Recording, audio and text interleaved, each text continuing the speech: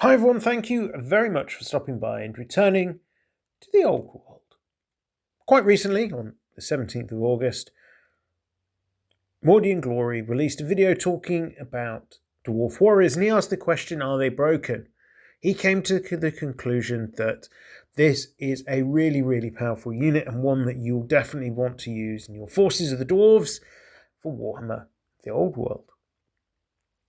And this got me thinking. The points he made were all incredibly valid. But I think we do need to take this a step further.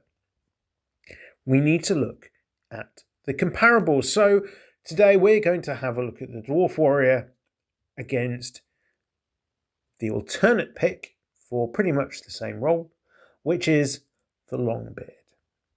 Does that mean the Warriors actually do have a place in the battle line, or are you automatically going to still be taking that Longbeard as we did before the 1.5 errata? If, of course, we took any infantry at all and weren't just going all in on the gyrocopters. Let's start by having a look at the Dwarven Warrior, and let's have a look at its stat line. So what have we got? We've got movement of 3.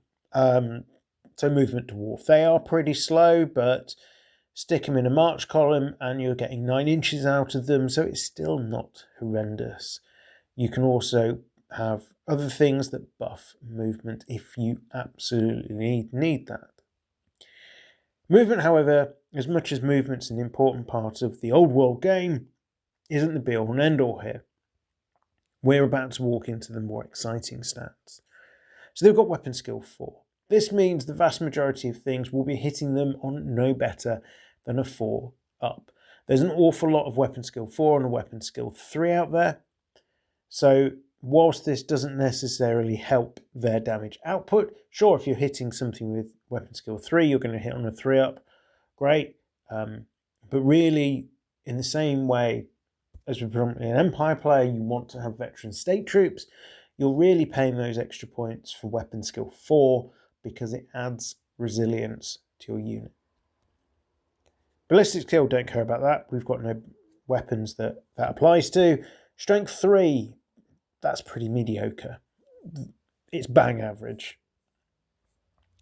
The argument here will be that we're going to be using dwarves defensively, so we're not really looking at them doing a lot of damage. Yes, it can be played with, and we'll come on to their options in a moment. Toughness 4. Toughness 4 is really quite strong. It means a lot of things are going to be wounding you on a 5 up rather than a 4 up. So bows, spearmen, swordsmen, for example, basic elves, all this sort of stuff, you're going to be that extra little bit resilient. And even if you're fighting something that's strength 4, then it's going to need a 4 rather than a 3 up. Again, it's adding to that air of resilience, which is what dwarves are really all about. Then you've got initiative 2, which basically means you're going to be swinging second, unless you somehow get a miracle charge off. You've got 1 attack, standard, and leadership 9. Leadership 9 is really, really strong. This is something, again, that Mordy and Glory really called out. It means even if you're losing combat, the odds of you routing are pretty low.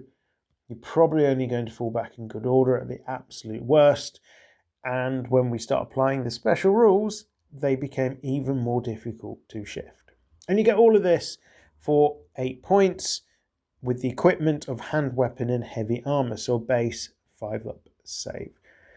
8 points does feel really quite good for this model, and if you're looking at it as an Empire player's perspective against your veteran state trooper, where you've got movement 4, weapon skill 4, toughness 3, initiative 3 for 7 points, coming with hand weapon and light armor, it does feel quite a lot better than that. Yes, your initiative 2, not initiative 3. Yes, your movement 3, not movement 4, but that extra pip of toughness, extra 2 pips of leadership really feel good.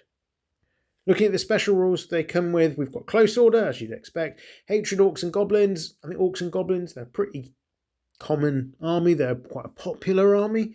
So there is a chance that you'll get to use the hatred and get those reroll ones to hit, which is not to be sneezed at. You've got magic resistance 1. I don't recall Mordian Glory talking about this particular rule. He may have done, I may have missed it. But in a world where magical firepower has been reduced, natural MR -1, something again which can be buffed with characters, etc., is quite useful for keeping your opponents from batting you with hexes and, of course, magic missiles.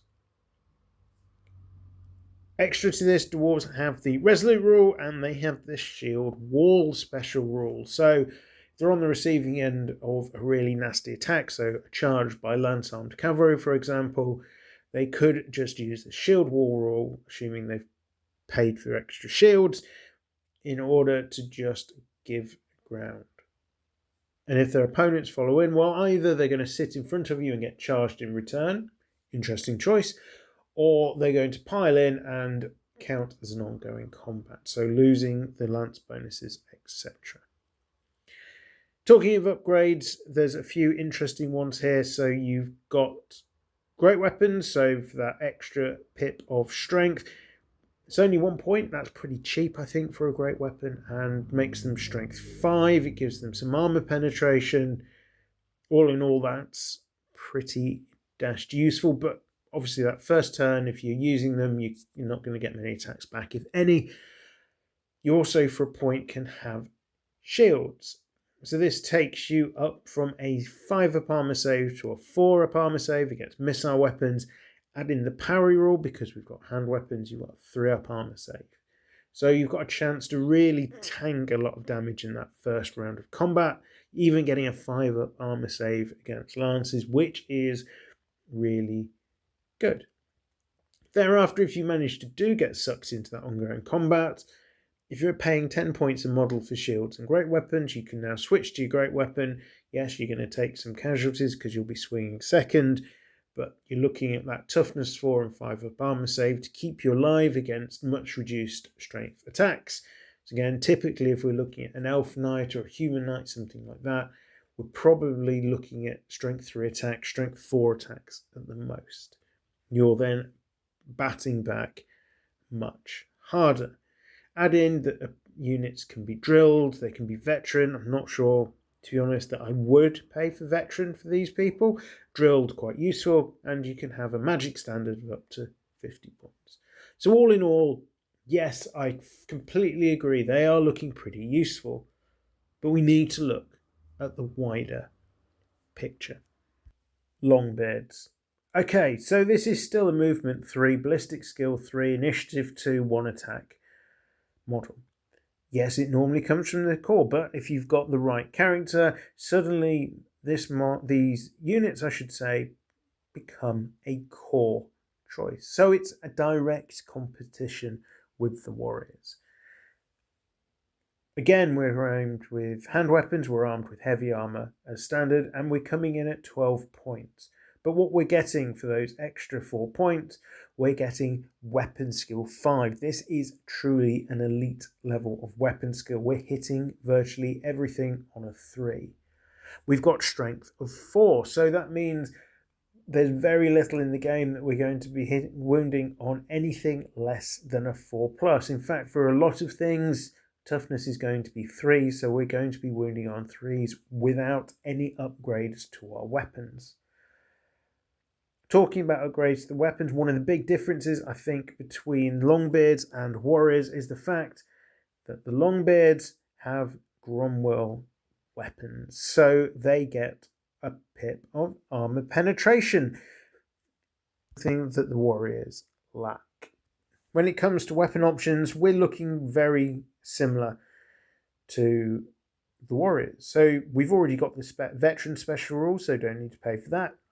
I'm not sure how much value that adds, if I'm honest, but hey ho, they've got it.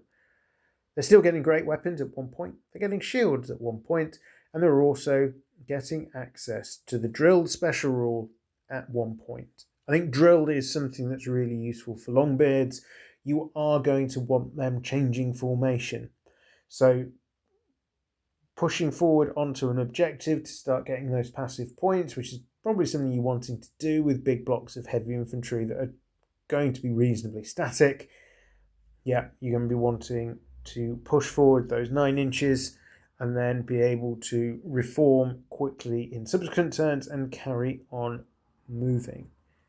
Now, the full package does bring you at 15 points per model. This is starting to get quite a chunky amount of points, but you have got something that is super resilient and is able to start bringing the pain back, even on turns when it's going for that throw-up armor save.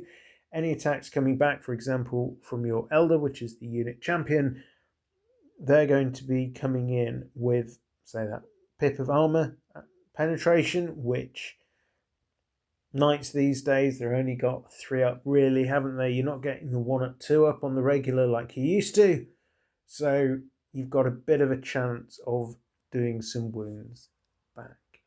Now let's come back to that original question.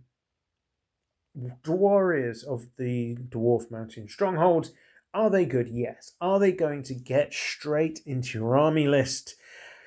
I'm not so sure. For me, I think the advantages that Longbeards have just so outweigh the strengths of the warriors. They are the warriors and so much more. Now, if I'm absolutely desperate for the points, I might consider downgrading to the warriors. It's not a huge downgrade in the overall scheme of things, but the Longbeards, I'm afraid, they just sit as being able to do everything the warrior does and so much more. But of course, I may have been completely incorrect. Do let me know what you think down in the comments below. If you've enjoyed this video and found it useful, do obviously consider a like and subscribe. It's a great way of helping a small channel and helps you keep abreast of the latest video releases. All that remains for me to say is thank you once again for listening. I am returned to the old world. Have a great day.